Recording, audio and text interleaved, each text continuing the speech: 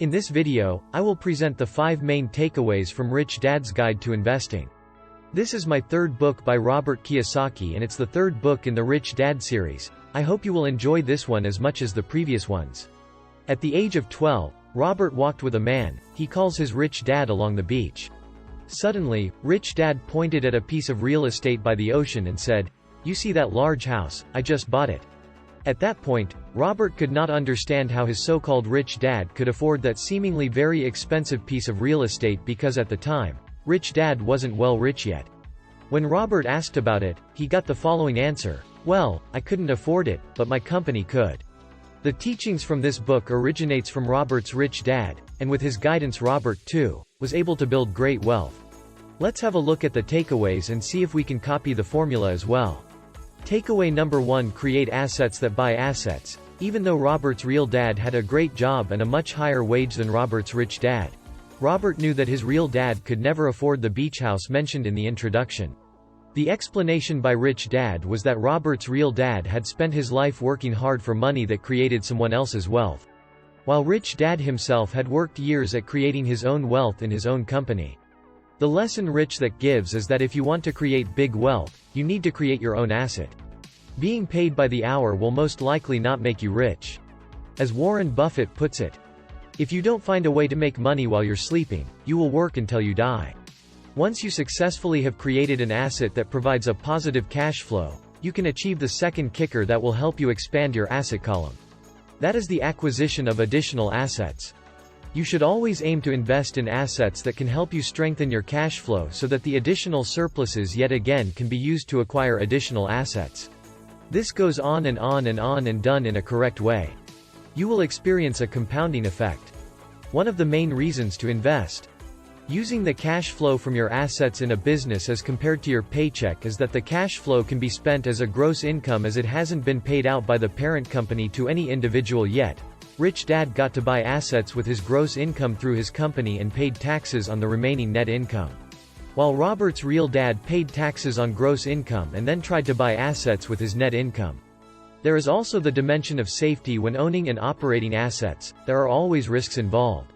These risks are basically the same, no matter if you operate the assets as an individual or through a corporation. However, would any risk materialize, you are much better protected personally if the assets owned and operated through the corporation instead of you as an individual. Takeaway. 2. Use debt as a lever. There are many contradicting opinions regarding debt. In one camp, debt is considered bad, dangerous and something that should be avoided at all cost. On the other side of the spectrum is a camp which views debt as something that can help you speed up your process to acquire great wealth. According to Robert Kiyosaki, there is bad debt as the first camp suggests. However, there is also good debt as the latter camp points out. The difference lies in what the debt is used for and how it affects your cash flow. Let's start out with bad debt. As people in the middle class climbs up the corporate ladder and starts to earn more money, they also qualify to take on more debt. This debt is often used to buy a more expensive home, a new car, a nice boat, etc. This debt is bad debt because it weakens their cash flow and only makes them even more dependent on their next paycheck. As time goes on, using this bad kind of debt is a death trap to anyone aiming at building wealth, as this behavior of spending cash and using debt to finance new fancy things is addictive in its nature. So as their income increases, so does their bad personal debt, and it all continues in a vicious spiral. Good debt, however, results in the opposite, a stronger cash flow. This kind of debt is used by the rich as their assets provide them with a strong cash flow.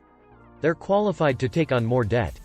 The new debt is not used to acquire additional liabilities, but is instead used to leverage the current cash flow. This is done by either making current assets yield higher returns or by acquiring additional assets. This process is self-reinforcing too, but it creates a positive spiral instead of a vicious one. Takeaway.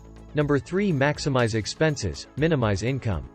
When Robert was 9 years old, he was working for his rich dad mowing the lawn, and such Robert made 10 cents per hour doing this work. One day, Robert asked his rich dad for a raise instead of racing or even discussing the salary. Rich Dad removed it altogether. The reason was that Rich Dad did not want Robert to get addicted to an hourly wage, and he said paying people to do work is training them to think like employees. What do employees think? You ask that to get ahead financially, you must maximize your income through your salary and then live frugally by minimizing expenses. However, Robert's Rich Dad argues just the opposite. He says that you shouldn't aim to maximize your income and that you should maximize your expenses instead. Before you turn this video off in disbelief, allow me to explain. The first part about minimizing income stress is how you should not become dependent on a salary. Just as Rich Dad tried to learn 9-year-old Robert, you should have your business reinvest all the surplus capital and actually minimize the personal income withdrawn. The second part, maximizing expenses, is also quite counterintuitive, but that's because you might think of the wrong type of expenses. The correct type of expenses that should be maximized are the ones that can help you excel your business: going to a seminar, buying a book, learning a new skill, hiring more people to do work for you, acquiring new assets. These are all expenses that eventually will allow you to get ahead of the rat race. As Rich Dad puts it, most people eventually lose their money and go broke because they continue to think like a poor person, and poor people want high income and low expenses. If you never make that switch in your head, you'll be stuck trying to live as cheap and frugal as possible to make up for your fear of losing money. When you understand why a rich person would want high expenses and low income, you will begin to see that there's another side of that coin. Takeaway Number 4: Acquire the 3 E's. Rich Dad believed that in order to become a successful investor and businessman, you would need to achieve 3 items: education, experience, and excess cash. These 3 S's are all needed if you want to be able to identify and seize the opportunities that are always present and always in motion. Let's start with the first one. Education. This one is quite straightforward but nonetheless essential. You need a sound understanding of business. This includes how they operate, dynamics within different industries, and perhaps most importantly, a good understanding of how to deploy the X-ray that is reading financial statements. Without education, anything you do will be just speculation, and the results will be there after experience. The next step is to get experience in the field of business. Rich Dad used to put down a blank financial statement in front of his son and Robert Kiyosaki and asked them to fill in the asset column with something. He did this because Rich Dad believed that the best way to get experience in business is to create your own business. He didn't care what his apprentices started, just that they started something they were encouraged to create, to fail to learn something from it, to adjust and create something else, to fail yet again, to learn something new, to adjust and to create again until success. Excess cash. According to Rich Dad, excess cash doesn't need the same focus as the first 2 E's.